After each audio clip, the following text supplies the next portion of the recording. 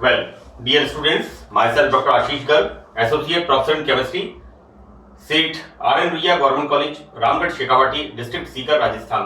बच्चों, BSc part second में organic chemistry में हमने टॉपिक स्टार्ट किया हुआ है alcohols and this is the last lecture 26th। Fine बच्चों, हम एल्कोहल्स में एक हमारा टॉपिक है ट्राईहाइड्रिक एल्कोहल, जिसमें 3 OH ग्रुप होते हैं, ग्लिसरॉल या ग्लिसरीन। हम सब अच्छी तरह जानते हैं ग्लिसरीन के बारे में। तो यहां पर हम उसकी केमिकल रिएक्शंस पढ़ रहे हैं and this is the second last reaction, dehydration. Right, dehydration का मतलब है निर्जलीकरण, कि जब हम ग्लिसरॉल का reaction potassium hydrogen sulphate, glycerol की reaction KHSO4 that is potassium hydrogen sulphate, या किसी दूसरे निर्जलीकारक एजेंट जैसे कंसंट्रेट H2SO4 या P2O5 है ना, तो हम इसके साथ कराते हैं। तो बच्चों, यहां पर एक्रोलीन का फॉर्मेशन होता है। यहां पर एक्रोलीन बनती है जिसे हम कहें असंतृप्त aldehyde, CH2 double bond CH single bond CHO। तो यहां फॉर्मेशन होता है असंतृप्त एल्डिहाइड्स का संश्लेषण होता है। देखो बेटा, this is the glycerol, right. यहां पर ग्लिसरॉल का हम डिहाइड्रेशन करते हैं पोटेशियम हाइड्रोजन सल्फेट या कंसंट्रेट H2SO4 या फिर P2O5। देन यहां पर बच्चों removal of 2 molecule of water, this is the minus, ये बाहर निकलते हैं यहां पर 2 वाटर मॉलिक्यूल, और यहां फॉर्मेशन होता है बेटा, this is the allenes. Allenes का फॉर्मेशन होता है C double bond C, these are called allenes. मैंने एल्का डाइईन्स के अंदर बीएससी पार्ट फर्स्ट में, है ना, उसके अंदर मैंने क्लासिफिकेशन में आपको बताया है संचयी एल्काडाइईन, क्यूमुलेटिव एल्काडाइईन, जिनमें डबल बॉन्ड लगातार होते हैं। इनको हम कहते हैं वे एल्कीन्स जिनमें डबल बॉन्ड्स लगातार होते हैं, क्यूमुलेटिव एल्काडाइन्स या संचयी एल्काडाइन्स, और इनका हम एक विशेष नाम दिया है, इनका वो नाम है एलिन्स। तो इस तरह से एलिन्स का फॉर्मेशन होता है। ये एलिन्स जो होती हैं, ये यहां पर अनस्टेबल होती हैं और ये पुनर्विन्यासित होकर इनमें रीअरेंजमेंट होता है, और ये रीअरेंजमेंट होकर के ये इस तरह से this bond shifted here, now this hydrogen shifted here, OH group का हाइड्रोजन इधर शिफ्ट होता है and the formation of CH2 double bond CH single bond CHO and this is the acrolein, right. This is alpha beta unsaturated, this is alpha and this is beta, इसको हम कहते हैं alpha beta unsaturated असंतृप्त aldehyde, right. और ये बच्चों, मैंने acrolein आपको carbonyl compounds aldehyde and ketones के अंदर मैंने बताया है, उसके अंदर एक्रोलीन के बारे में, एक्रोलीन का संश्लेषण भी था और वहां पर इस संश्लेषण की विधि को भी मैंने बताया है, राइट। ये एक तरह से repetition of the reaction. Now our next reaction, fermentation, kid 1, right. यानी जब ग्लिसरॉल का हम फर्मेंटेशन करते हैं, glycerol is the trihydric alcohol, तो अनेक प्रकार के उत्पाद यहां पर प्राप्त होते हैं। मैंने इसमें कई यौगिकों के संश्लेषण रिएक्शंस में बताए हैं, that is propanoic acid, N butanol, succinic acid, trimethylene glycol. बेटा देखो, एक CH2, 2 CH2, 3 CH2, OH। मैंने आपको बताया है इसके अंदर किस तरह से जब OH ग्रुप 2 या 2 से अधिक CH2 ग्रुप, या CH2 ग्रुप को क्या कहते हैं, मिथाइलिन, इनसे सेपरेटेड होते हैं, राइट। तो फॉर्मेशन होता है बच्चों यहां पर 1 2 3 ट्राईमिथाइलिन ग्लाइकॉल।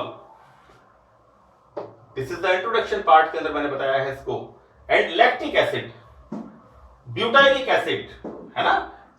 ब्यूटाइलिक एसिड का नाम क्या है,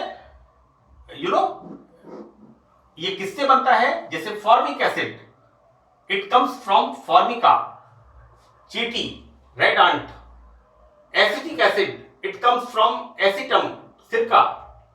इसी तरह से butyric acid, it comes from butter, that is butyric acid. बच्चों यहां क्या इंटरेस्टिंग चीज है कि ग्लिसरॉल विशिष्ट बैक्टीरिया से एक निश्चित उत्पाद बनाता है, जैसे bacillus butylicum, butylicus, it's not butylum, this is bacillus butylicus is a bacteria. ये बच्चों बटर से, बटर का फर्मेंटेशन करके ब्यूटाइलिक एसिड फॉर्म करता है। अगर हम जो रॉ बटर होता है जो हम अपने घरों में निकालते हैं, उसको काफी लंबे टाइम छोड़ देते हैं तो उसमें एक अजीब सी स्मेल आती है, वो स्मेल इसमें होती है ब्यूटाइलिक एसिड की। तो बच्चों यहां पर ये ग्लिसरॉल समाप्त। लास्ट में हम यहां पर पढ़ेंगे बच्चों ग्लिसरॉल के यूजेस, ग्लिसरॉल के उपयोग। तो मैंने बच्चों यहां पर कुछ उपयोग लिखे हैं और ये बड़े इंटरेस्टिंग और बड़े कॉमन उपयोग हैं। इसमें सबसे इंपॉर्टेंट यूज यहां पर होता है बच्चों ग्लिसरॉल ट्राइनाइट्रेट। मैंने ग्लिसरॉल की रिएक्शन नाइट्रिक एसिड के साथ in the presence of sulphuric acid, तो वहां पर बनता है ग्लिसरॉल ट्राइनाइट्रेट, राइट। और इस ग्लिसरॉल ट्राइनाइट्रेट को नाइट्रोग्लिसरीन भी कहते हैं। बच्चों ये एक बड़ा यूजफुल और बड़ा कॉमन एक्सप्लोजिव है, विस्फोटक पदार्थ है बनाने के काम में, बनाने में। ये नाइट्रोग्लिसरीन एक ऑयली लिक्विड है, राइट। ये नाइट्रोग्लिसरीन जो जब बनता है it is a oily liquid. Glycerol की रिएक्शन कंसंट्रेट नाइट्रिक एसिड से in the presence of sulphuric acid, तो यहां फॉर्मेशन होता है ट्राइनाइट्रोग्लिसरीन, राइट, या ग्लिसरॉल ट्राइनाइट्रेट। और ये एक उच्च कोटि का विस्फोटक है, एक्सप्लोजिव है। नाइट्रोग्लिसरीन एक ऑयली लिक्विड है जो ठंडा होने पर क्रिस्टलाइज हो जाता है, इट सॉलिडिफाई हो जाता है बच्चों।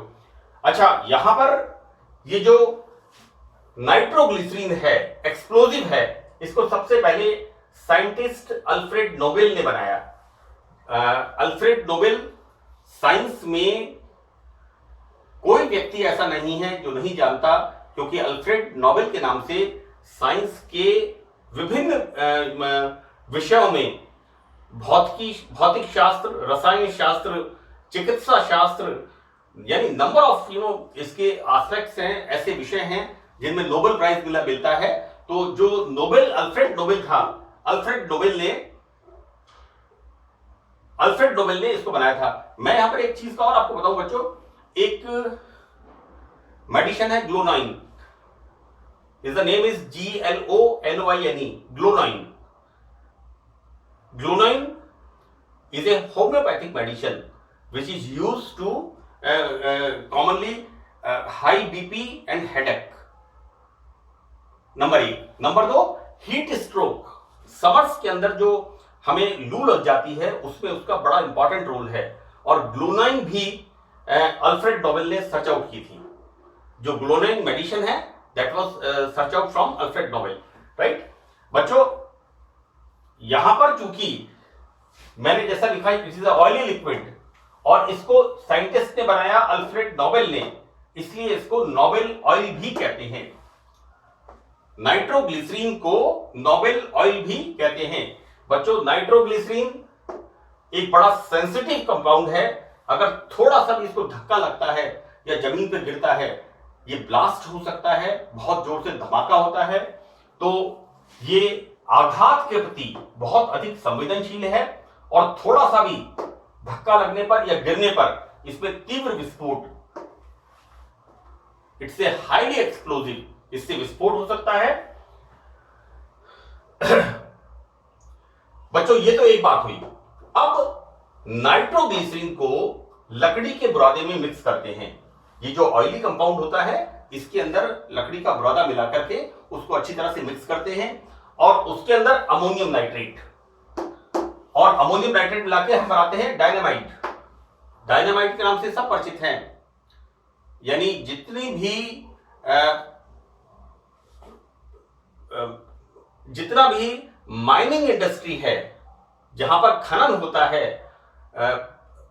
चाहे वो स्टोन्स का खनन होता है, चाहे वो हमें टनल्स बनाने के लिए, मैं स्पेशली आपको बता दूं कि जे&के के अंदर या पहाड़ी क्षेत्र के अंदर या चाइना बॉर्डर के ऊपर जहां पर रोड्स को काटना होता है, पहाड़ों को तोड़ना होता है, वहां पर डायनामाइट का यूज होता है। वहां पर ड्रिल मशीन से होल करके उसमें डायनामाइट भर देते हैं और उसके अंदर एक सीरीज बना करके उसकी 1-2 मीटर की दूरी पर उसमें ड्रिल मशीन से होल करके उसमें डायनामाइट या नाइट्रोग्लिसरीन फिलअप करते हैं। ऑब्वियसली डायनामाइट किसका बना हुआ है? Nitroglycerine plus ammonium nitrate. इस मिक्सचर को पूरी सीरीज बना करके और उसके अंदर उसको ब्लास्ट कराते हैं, तो वो पूरा रॉक टूट करके इतना तीव्र विस्फोटक है कि पूरी रॉक चटक करके या टूट करके वो अलग हो जाती है। तो बच्चों, डायनामाइट बनाने के लिए एक और इंपॉर्टेंट चीज, ब्लास्टिंग जिलेटिन। इसकी रॉड्स आती हैं, जिलेटिन रॉड्स, जो हम कॉमनली देखते हैं हमारे घरों में जो पत्थर आता है वहां पर ये जिलेटिन की रॉड्स का यूज करते हैं। तो ब्लास्टिंग जिलेटिन नाइट्रोग्लिसरीन और सेलुलोज नाइट्रेट का मिक्सचर होता है, राइट। तो ये एक सबसे इंपॉर्टेंट यूज है ग्लिसरॉल का, कि ग्लिसरॉल एक बहुत ही महत्वपूर्ण एक्सप्लोजिव बनाने के काम में आता है। बच्चों देखो, ऐसा है, हम न्यूक्लियर एनर्जी का नाम आते ही हमारे दिमाग में हिरोशिमा और नागासाकी का नाम आता है। मैं आपसे कॉमन परसेप्टिव, जिसे एक बड़ी सामान्य बात कह रहा हूं कि जैसे ही हम न्यूक्लियर एनर्जी की बात करते हैं तो हमारे दिमाग में हिरोशिमा और नागासाकी का नाम आता है, जहां पर एटम बम गिरा था और एक बहुत बड़ा एक्सप्लोजन हुआ था, और उसके बाद उसके radio active effects and other effects and उसका वर्णन करना यहां पर कोई मतलब नहीं है। लेकिन एक तो एनर्जी का यूज है डिस्ट्रक्टिव और एक है क्रिएटिव, राइट। तो जो क्रिएटिव यूज है न्यूक्लियर एनर्जी का, यानी उतना यूरेनियम, प्लूटोनियम या अदर हैवी मेटल्स, उनका जब हम रेडियो एक्टिव विखंडन कराते हैं तो बच्चों कितने ही शहरों में उस रेडियो एक्टिव विखंडन से ऊर्जा की हम प्राप्ति कर सकते हैं, राइट। यहां पर मैं आपको कहना चाह रहा हूं कि अनेक तरह से जो हम लाइट या ऊर्जा हम जो यूज करते हैं वो इस जो जैसा हम बता रहा हूं आपको कि रेडियो एक्टिव एलिमेंट्स के उससे विखंडन से हम प्राप्त करते हैं। तो बच्चों, डिस्ट्रक्टिव यूज भी है और क्रिएटिव यूज भी है, राइट। अब यहां पर देखिए, जैसा मैंने आपको बताया कि रोड्स वगैरह बनाने के लिए हमें रॉक्स को काटना है तो हम डायनामाइट यूज करते हैं। हम घरों के पत्थर हमारे लिए यूज होते हैं, उसके लिए हम जिलेटिन रॉड्स यूज करते हैं, ब्लास्टिंग जिलेटिन बनाते हैं। और ब्लास्टिंग जिलेटिन किस किस का बना हुआ है? नाइट्रोग्लिसरीन एंड सेलुलोज नाइट्रेट, इसका बना हुआ है, राइट। और नाइट्रोग्लिसरीन, जैसा मैंने आपसे कहा, इटसेल्फ बहुत अच्छा एक्सप्लोजिव है, इसका भी इसी तरह से यूज करते हैं। तो ये तो बात हुई सबसे पहला और इंपॉर्टेंट यूज ग्लिसरॉल का। नंबर 2, मैं आपको एक बात बताऊं कि आज से 30-35 साल पहले ड्राई लुब्रिकेंट यूज होता था वॉचेस के अंदर, घड़ियों में ड्राई लुब्रिकेंट्स। और मुझे अच्छी तरह याद है कि जो हम पेंसिल में ग्रेफाइट यूज करते हैं, जिसे हम HB पेंसिल के अंदर जो ब्लैक कलर का ग्रेफाइट हम यूज करते हैं, बच्चों आप थोड़ा सा उसको रगड़ करके हाथ लगा के देखिए, it becomes a very it's a lubricant, it's a dry lubricants. तो वॉचेस के अंदर मैंने ये ड्राई लुब्रिकेंट आज से करीब 40 इयर्स बैक, 40 साल पहले मैंने इस तरह का मैं देखा करता था, एक ब्लैक कलर का स्लाइड सा पाउडर, और उसको वॉचेस के अंदर स्प्रे कर देते थे, और वॉच के अंदर स्मूथनेस, उसके अंदर जो उसके, क्योंकि वहां पर हम ऑयली लुब्रिकेंट्स यूज नहीं कर सकते। इसी तरह से यहां पर ग्लिसरॉल, ये ग्लिसरॉल भी वॉचेस के अंदर, घड़ियों में लुब्रिकेंट के रूप में यूज होता है, राइट। देखो, जो ऑयली लुब्रिकेंट्स होते हैं वो समय के साथ थोड़ा पॉलीमराइज हो जाते हैं, जिसकी वजह से मशीनरी को मूव करने में दिक्कत होती है। लेकिन वॉचेस में क्या होता है, घड़ियों में क्या होता है, ये जो ग्लिसरॉल के जो लुब्रिकेंट्स होते हैं ये घड़ियों में यूज होते हैं और ये समय के साथ पॉलीमराइज नहीं करते हैं। Next one, tobacco. आजकल बड़ा इसका वास्ट यूज है तंबाकू का, और तंबाकू के सॉफ्ट जो तंबाकू होता है उसको सॉफ्ट बनाने में, एक तो नंबर 2 उसमें नमी रखने के लिए कि वो गीला रहे, इसके लिए ग्लिसरॉल का यूज किया जाता है। नंबर 4 यहां पर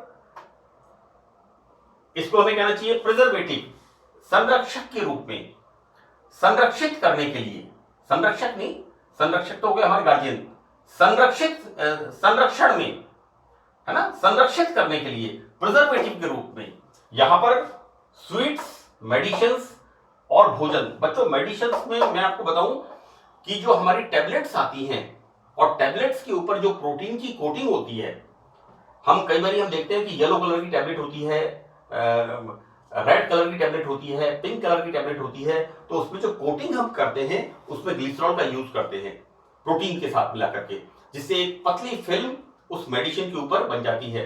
क्योंकि कई बार एंटीबायोटिक्स का टेस्ट इतना बिटर और इतना कड़वा होता है कि हम उन्हें ले नहीं सकते, राइट। तो यहां पर स्वीट्स के अंदर, मेडिसिन के अंदर और फूड के प्रिजर्वेटिव में भी इसका यूज करते हैं। Now next one, acid proof cement बनाने के लिए, राइट। ऐसी बहुत सी जगह है जहां पर पीएच कम होता है वाटर का। अब आजकल चूंकि इंडस्ट्रीज का जमाना है और कई जगह पर जो एनवायरमेंटल पैरामीटर्स होते हैं वो इंडस्ट्रीज की वजह से या इंडस्ट्रीज के वेस्ट की वजह से डिस्टर्ब हो जाते हैं, तो वहां पर क्योंकि सीमेंट बहुत जल्दी टूट टूट करके वहां बिखर जाता है।